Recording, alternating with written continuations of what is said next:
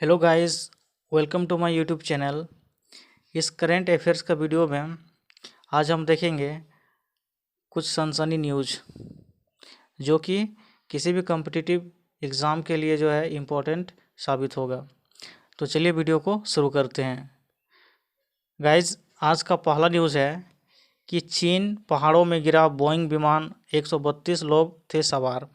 तो यहाँ पे दोस्तों कहा गया है कि चीन का जो है एक विमान बोइंग विमान दुर्घटनाग्रस्त हो चुका है और ये जो है तेंगसियान काउंटी के बोझो शहर में ये चीन में है, वहाँ पे ये दुर्घटनाग्रस्त हो चुका है।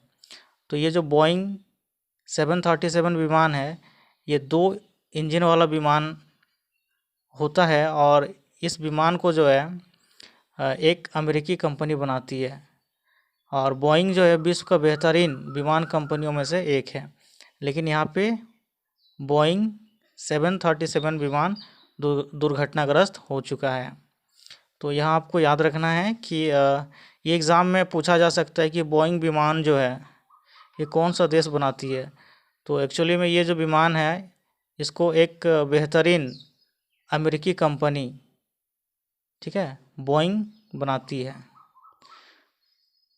देखिए यहाँ पे अगला न्यूज़ है कि जयति घोष संयुक्त राष्ट्र के सलाहकार बोर्ड में, यानी ये जो जयति घोष है ये भारतीय अर्थशास्त्री है और इसे जो है संयुक्त राष्ट्र संघ महासचिव एंटोनियो गुटारेस ने एक उच्च स्तरीय सलाहकार बोर्ड में नियुक्त किया है। और ये जो है जयति घोष ये वर्तमान में जो है यूनिवर्सिटी ऑफ मैसाचुसेट्स आर्महर्स्ट में प्रोफेसर है और इससे पहले जो है वह भारत में JNU में भी प्रोफेसर रह चुकी है। JNU यानी जवाहरलाल नेहरू यूनिवर्सिटी न्यू दिल्ली में। ओके दोस्तों, ये इम्पोर्टेंट क्वेश्चन हो सकता है आने वाले एग्ज़ाम में। अगला न्यूज़ देखते हैं। यहाँ पे दिया गया है कि उत्तराखंड में धामी, गोवा में सावन को फिर कमान। तो यहाँ पे दोस्तों जैसे हाल ही में जो है भारत के 5 राज्यों में जो है विधानसभा का चुनाव था। तो यहाँ पे कहा गया है कि जो उत्तराखंड में पुष्कर सिंह धामी को जो है फिर से मुख्यमंत्री बनाया जाएगा, ठीक है। और गोवा में भी फिर से जो है प्रमोद सावंत को मुख्यमंत्री बनाया जाएगा, ठीक है। ओके दोस्तों मैं आपको बता दूं कि ये जो 5 राज्यों में जो विधानसभा का चुनाव था उसमें अगर यूपी का बात करें तो यूपी में योगी आदित्यनाथ जो है वो फिर से मुख्यमंत्री बनेंगे और वह जो है 25 मार्च को शपथ लेंगे। पहले भी वही मुख्यमंत्री थे। उत्तराखंड में पुष्कर सिंह धामी ये 23 मार्च को शपथ लेंगे और पहले भी यही वहाँ के मुख्यमंत्री थे। और अगर हम लोग बात करें गोवा में, तो गोवा में भी फिर से जो है प्रमोद सावंत ही मुख्यमंत्री बनेंगे और उनका शपथ ग्रहण समारोह जो है 28 मार्च को होगा। और अगर बात करते हैं मणिपुर में, तो मणिपुर में भी जो है फिर से एन बीरेन सिंह ही जो है वहाँ के मुख्यमंत्री बने हैं, ठीक है। और अगर पंजाब का बात करें तो पंजाब में जो है वो मुख्यमंत्री जो है वो बदल गए हैं। इससे पहले वहाँ पे चरणजीत सिंह चन्नी जो कि भारतीय राष्ट्रीय कांग्रेस के थे वो वहाँ के मुख्यमंत्री थे। लेकिन अभी का विधानसभा जो चुनाव हुआ इसमें जो है आम जनता पार्टी का भगवंत मान को जो है मुख्यमंत्री बनाया गया है। ओके दोस्तों, तो पंजाब का मुख्यमंत्री कौन है? भगवंत मान। चलिए अब बढ़ते हैं अगला न्यूज़ की ओर। अगला न्यूज़ देखिए यहाँ पे दिया गया है कि जनरल बिपिन रावत को मरणोपरांत पद्म विभूषण। तो दोस्तों यहाँ पे ये बहुत ही बड़ा न्यूज़ है कि हमारा जो भारत का प्रथम CDS जनरल बिपिन रावत थे जिनका मृत्यु हो गया है एक विमान दुर्घटना ग्रस्त होने के कारण। तो उनको जो है मरणोपरांत मरने के बाद जो है पद्म विभूषण पुरस्कार से पुरस्कृत किया गया है। ओके दोस्तों, तो ये इम्पोर्टेंट क्वेश्चन हो सकता है एग्ज़ाम के लिए। और दोस्तों यहाँ पे देखिए नीचे में लिखा हुआ है, आप देख रहे हैं यहाँ नीचे में लिखा हुआ है कि कांग्रेस के वरिष्ठ नेता जो हैं गुलाम नबी आज़ाद को पद्म भूषण पुरस्कार से सम्मानित किया गया। तो यहाँ पे जनरल बिपिन रावत को पद्म विभूषण और कांग्रेस के वरिष्ठ नेता गुलाम नबी आज़ाद को पद्म विभूषण पुरस्कार दिया गया है।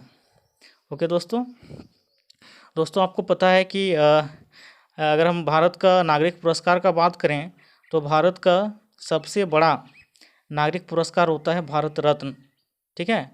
और दूसरा नंबर पे आता है पद्म विभूषण, तीसरा नंबर में आता है पद्म भूषण और चौथा में आता है पद्मश्री। तो अब बढ़ते हैं अगला न्यूज़ की ओर। देखिए दोस्तों यहाँ पे दिया गया है कि डेटा गवर्नेंस और एआई पर हो जोर प्रधानमंत्री। तो दोस्तों यहाँ पे एग्ज़ाम में ये पूछा जा सकता है कि जो एआई है, एआई का फुल फॉर्म क्या है या एआई का पूरा नाम क्या है। तो एआई का पूरा नाम है आर्टिफिशियल इंटेलिजेंस। हो गया दोस्तों, आर्टिफिशियल इंटेलिजेंस। तो दोस्तों यहाँ पे आप देख सकते हो कि क्या है एआई और कैसे काम करता है। तो यहाँ देखिए आर्टिफिशियल इंटेलिजेंस कंप्यूटर विज्ञान की एक शाखा है जो डेवलपिंग मशीनों से संबंधित है या उन कार्यों को भी कर पाने में सक्षम है जिसके लिए मानव बुद्धि या समझ की आवश्यकता होती है।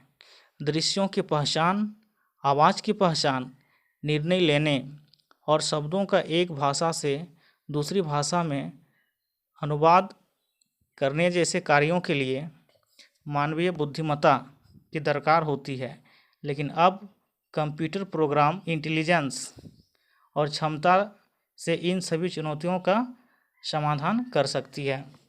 तो दोस्तों यहाँ पे ये जो है ये जो एआई है ये सारा काम को कर सकती है। यानी एक प्रकार से ये क्या है, ये एक मशीनी जो है मशीनी लैंग्वेज है।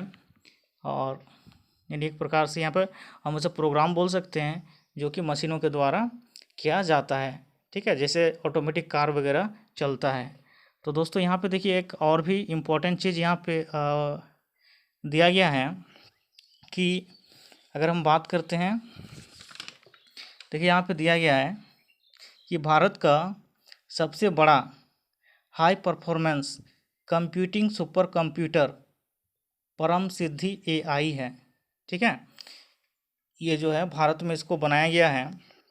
तो ये एग्ज़ाम के लिए इम्पोर्टेंट है कि भारत का जो है सबसे बड़ा high performance computing super computer यानी HPC क्या है, परम सिद्धि एआई।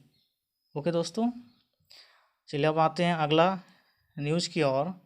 तो देखिए यहाँ पे लिखा हुआ है कि व्यस्त कार्यक्रम के बाद थकान के कारण स्विस ओपन बैडमिंटन से हटे लक्ष्य सेन, फॉर्म में वापसी करेंगे PV सिंधु और श्रीकांत। तो यहाँ पे दोस्तों ये एग्ज़ाम में जो है ये क्वेश्चन पूछा जाता है कि PV सिंधु जो है किस खेल से संबंध रखती है। तो दोस्तों यहाँ पे आपको बैडमिंटन का जो है कुछ खिलाड़ियों का नाम याद रखना है। तो भारत के महिला बैडमिंटन खिलाड़ी जैसे PV सिंधु और साइना नेहवाल, PV सिंधु और साइना नेहवाल भारत के महिला बैडमिंटन खिलाड़ी हैं। और अगर हम बात करें कि पुरुष बैडमिंटन खिलाड़ी भारत के, तो जैसे यहाँ पे लिखा हुआ है लक्ष्य सेन और यहाँ पे देखिए लिखा हुआ है किदाम्बी श्रीकांत। तो किदाम्बी श्रीकांत और लक्ष्य सेन ये दोनों भारत के पुरुष बैडमिंटन खिलाड़ी हैं। तो ये पूछा जाता है एग्ज़ाम में। तो आपको जो है खिलाड़ियों का नाम भी याद रखना है। तो ये चारों जो है क्या है, बैडमिंटन खिलाड़ी हैं, PV सिंधु, साइना नेहवाल, लक्ष्य सेन और किदाम्बी श्रीकांत। अब चलिए दोस्तों अगला न्यूज़ की ओर बढ़ते हैं। यहाँ लिखा हुआ है कि बायो बबल में मस्ती कर रहे मुंबई इंडियंस के क्रिकेटर। तो दोस्तों यहाँ पर जो बायो बबल्स है ये एग्ज़ाम में पूछा जा सकता है कि जो बायो बबल्स है वो क्या होता है। तो एक्चुअली ये जो बायो बबल्स है ये क्या है, यानी बायो बबल्स एक काल्पनिक क्षेत्र है जिसके अंदर में रहने वाले लोगों का जो है बाहरी दुनिया से बिल्कुल भी संपर्क नहीं होता है। ओके दोस्तों, कहने का मतलब है कि ऐसा एक सिस्टम बनाया गया है कि इसमें जो खिलाड़ियों को जो है बाहरी लोगों से मिलने नहीं दिया जाता है। इसे ही बायो बबल्स कहा जाता है। ऐसा कोरोना वायरस संक्रमण से बचाव के लिए किया जाता है। तो दोस्तों यहाँ पे जो बायो बबल्स है इसका मतलब क्या है कि इसमें जो है जो भी इसमें होता है उनका बाहरी लोगों से कोई संपर्क नहीं होता है। ओके दोस्तों, अब आते हैं अगला न्यूज की ओर। तो यहाँ पे देखिए दिया गया है कि 1932 खाद्यान्न आधारित स्थानीय नीति लागू करे सरकार, बाहरी भाषा को हटाएं। तो दोस्तों यहाँ पे जो है ये 1932 खाद्यान्न आधारित आंदोलन जो है ये झारखंड में हो रहा है। ओके दोस्तों, कहाँ पे हो रहा है? झारखंड में। तो यहाँ पे जो है ये आंदोलन जो है झारखंड के कई जिलों में चलाया जा रहा है और इसमें लोगों द्वारा जो है 1932 खाद्यान्न के आधार पर स्थानीय नीति, नियोजन नीति, उद्योग नीति व विस्थापन नीति बनाने की मांग की जा रही है। ओके दोस्तों, और साथ ही झारखंड में हाल ही में जो है भोजपुरी और मगही भाषा को क्षेत्रीय भाषा का दर्जा दिया गया है। इन बाहरी भाषाओं को हटाने की भी जो है मांग की जा रही है। तो ये एग्ज़ाम आने वाले एग्ज़ाम के लिए भी इम्पोर्टेंट हो सकता है कि ये जो 1932 खाद्यान्न वाला आंदोलन है ये कौन सा राज्य में चल रहा था। तो ये इसका आंसर होगा झारखंड, अभी भी चल ही रहा है। तो दोस्तों अगला हम लोग न्यूज़ की ओर बढ़ते हैं। देखिए यहाँ पे लिखा हुआ है कि अर्थव्यवस्था के लिए पर्याप्त नकदी देगा केंद्रीय बैंक दास। तो दोस्तों यानी यहाँ पे ये न्यूज़ को इसलिए लिया गया है क्योंकि यहाँ पे देखिए दिया गया है कि आरबीआई के गवर्नर शक्तिकांत दास। तो ये क्वेश्चन जो है हमेशा एग्ज़ाम में पूछा जाता है कि आरबीआई के गवर्नर कौन हैं। तो आरबीआई के वर्तमान गवर्नर कौन हैं? शक्तिकांत दास। ओके दोस्तों, इसे याद रख लीजिएगा, ये इम्पोर्टेंट है एग्ज़ाम के लिए कि आरबीआई का वर्तमान में गवर्नर कौन है? शक्तिकांत दास। ओके दोस्तों।